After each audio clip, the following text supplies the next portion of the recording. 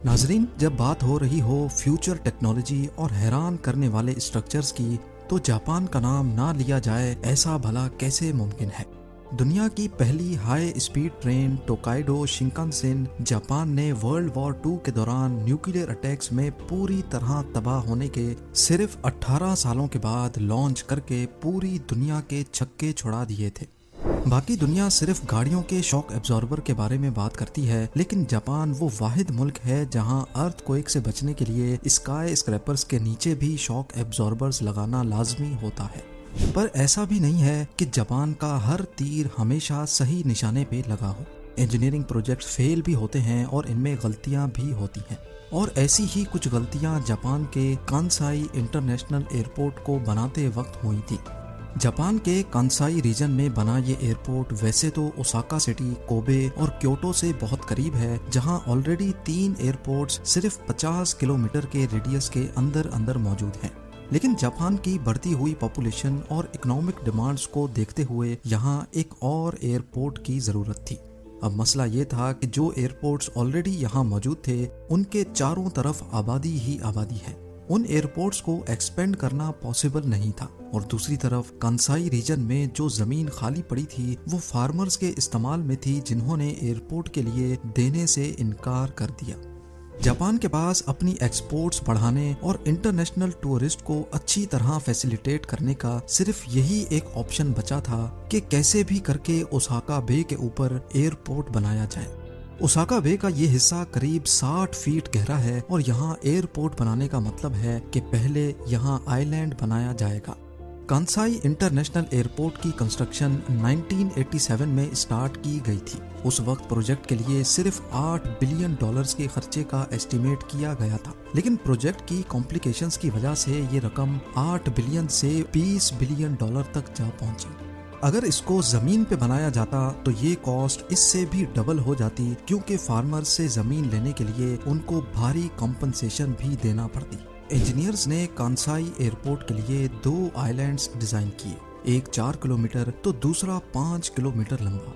ये दोनों आइलैंड्स एक मैसिव सी वॉल के दम पर खड़े होंगे। यहाँ समंदर करीब 60 फीट गहरा है, जिसको भरने के लिए पहाड़ों से 750 मिलियन क्यूबिक फीट मिट्टी खोद कर लाई गई। जापान ने इससे पहले भी कई आइलैंड्स बनाए थे, लेकिन इस केस में कोस्ट से 4 किलोमीटर दूर समंदर के बॉटम पे मौजूद कीचड़ काफी अलग थी, जिस पर एक सुपर स्ट्रक्चर बनाना खतरे से खाली नहीं था। इंजीनियर्स ने समंदर के बॉटम पे मौजूद इस कीचड़ के सैंपल लिए। टेस्टिंग और कैलकुलेशन के बाद कुछ एक्सपर्ट्स ने ये अंदाजा लगाया कि यहाँ एयरपोर्ट 19 फीट तक अंदर धंसेगा, जबकि कुछ का कहना था कि ये 25 फीट से भी ज्यादा अंदर धंस सकता है। मजे की बात यह है कि दोनों सूरतों में एयरपोर्ट को अंदर धंसना ही था। खर्चा बचाने के लिए ऑफिशियल्स ने आइलैंड और एयरपोर्ट की फाउंडेशन को 19 फीट धंसने के हिसाब से डिजाइन करवाया, और यही इनकी सबसे बड़ी गलती थी। कंस्ट्रक्शन प्रोसेस का सबसे पहला मरहला ओशन फ्लोर को सख्त करने का था। 10 lakh drilling pipes ocean floor में डाले गए और उनको वाइब्रेट किया गया। इस वाइब्रेशन की वजह से जो लूज सैंड थी वो कंप्रेस हो गई, जिससे फ्लोर काफी हद तक सख्त हो गया। पाइप्स निकालकर पीछे रह जाने वाले 10 लाख ड्रिलिंग होल्स में पानी जज्ब करने वाली स्पेशल रेत डाली गई।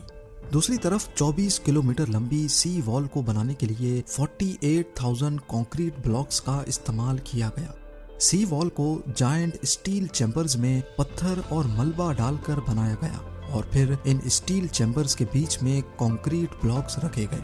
सी वॉल बनाने का सिर्फ एक ही मकसद था कि एयरपोर्ट को टाइफून और उसकी वजह से पैदा होने वाली खौफनाक लहरों से बचाया जा सके। अब सी वॉल के अंदर मिट्टी डालकर आइलैंड की हाइट को समंदर के लेवल से 65 फीट तक बढ़ा दिया गया। आइलैंड बनाने के बाद कंस्ट्रक्शन वर्कर्स ने एयरपोर्ट और रनवे की कंस्ट्रक्शन का काम स्टार्ट कर दिया। 1990 में ओसाका से एयरपोर्ट तक ब्रिज को भी बना दिया गया, जो करीब $1 बिलियन का खर्चा खा गया। कांसाई इंटरनेशनल एयरपोर्ट का अंदर धंसना पहले से तय था, लेकिन इंजीनियर्स और ऑफिशियल्स को एक बहुत बड़ी गलतफहमी थी कि एयरपोर्ट सिर्फ 19 फीट अंदर धंसेगा, जबकि कंस्ट्रक्शन के दौरान ही आइलैंड करीब 34 फीट तक अंदर जा चुका था। आइलैंड जो समंदर से 65 फीट ऊपर उठाया गया था, उसमें से 34 फीट एयरपोर्ट लॉन्च होने से पहले ही कम हो चुके थे। इस गहमा गहमी में इंजीनियर्स ने एस्टिमेट लगाया कि 50 सालों में आइलैंड समंदर से 13 फीट की ऊंचाई पर आकर अच्छी तरह स्टेबल हो जाएगा। 13 फीट की ऊंचाई एयरपोर्ट को सैलाब से बचाने के लिए कम से कम रिक्वायरमेंट है। लेकिन यहाँ पर भी इनका एस्टिमेट गलत साबित हुआ, क्योंकि जो चीज वो 50 सालों के बाद एक्सपेक्ट कर रहे थे वो सिर्फ 10 सालों में ही आ खड़ी हुई। जी हाँ, एयरपोर्ट के दूसरे टर्मिनल की लॉन्च तक आइलैंड 52 फीट धंसकर सिर्फ 13 फीट की ऊंचाई तक पहुंच चुका था, और आज वो बहुत ही डेंजरस लेवल पे खड़ा दिन ब दिन मजीद अंदर जाता जा रहा है। अब ये कहा जा रहा है कि 2056 तक कांसाई इंटरनेशनल एयरपोर्ट 13 फीट मजीद धंसकर समंदर के लेवल तक पहुंच जाएगा। इस चीज से बचने के लिए हर आए दिन एयरपोर्ट की सी वॉल को मजीद ऊंचा किया जाता है, जिसमें अभी तक $150 मिलियन खर्च हो चुके हैं। लेकिन कांसाई इंटरनेशनल एयरपोर्ट को बचाने के लिए सिर्फ सी वॉल को ही मजबूत नहीं किया जा रहा। एयरपोर्ट की फाउंडेशन में हाइड्रोलिक जैक्स लगाए गए हैं, जिनको हर दूसरे साल ऊपर किया जाता है। हर 2 सालों के बाद पूरे एयरपोर्ट की फाउंडेशन को करीब 1.5 इंच ऊपर किया जाता है, जिससे डूबने का खतरा कम तो नहीं हो रहा, लेकिन डिले जरूर हो रहा है। आइलैंड और एयरपोर्ट को बचाने के लिए ये जो भी इकदाम किए जा रहे हैं, ये सिर्फ आर्जी इकदाम है।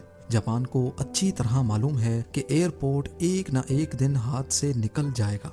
हर साल मिलियंस ऑफ डॉलर्स खर्च करके वो एयरपोर्ट को तो बचा ही रहे हैं, लेकिन साथ में वो टाइम भी खरीद रहे हैं, ताकि उस वक्त तक शायद वो कांसाई में ही कहीं और एयरपोर्ट बना सके। एक तरफ जहां एयरपोर्ट डूबने का खतरा सर पर मंडला रहा है, दूसरी तरफ कुदरत भी हर आए साल दस्तक दे रही है। 2018 में ओसाका बे पर टाइफून जेबी ने हमला किया था। ये तूफान इतना शदीद था कि इसने समंदर का लेवल 10 घंटों के लिए बढ़ा दिया और सारा पानी कांसाई एयरपोर्ट में दाखिल हो गया। रनवे पानी से भर गए और एयरपोर्ट पर पार्क हुए जहाजों को भी खासा नुकसान उठाना पड़ा। इस वाक़े की वजह से एयरपोर्ट के सारे ऑपरेशंस को मजबूरन हॉल्ट करना पड़ा। कांसाई इंटरनेशनल एयरपोर्ट बेशक ही डूब रहा है, लेकिन जापानीज इसमें अपनी हार नहीं बल्कि अपनी जीत मानते हैं, क्योंकि उन्होंने वो करने की हिम्मत दिखाई है जो आज तक कोई दूसरी नेशन नहीं कर पाई।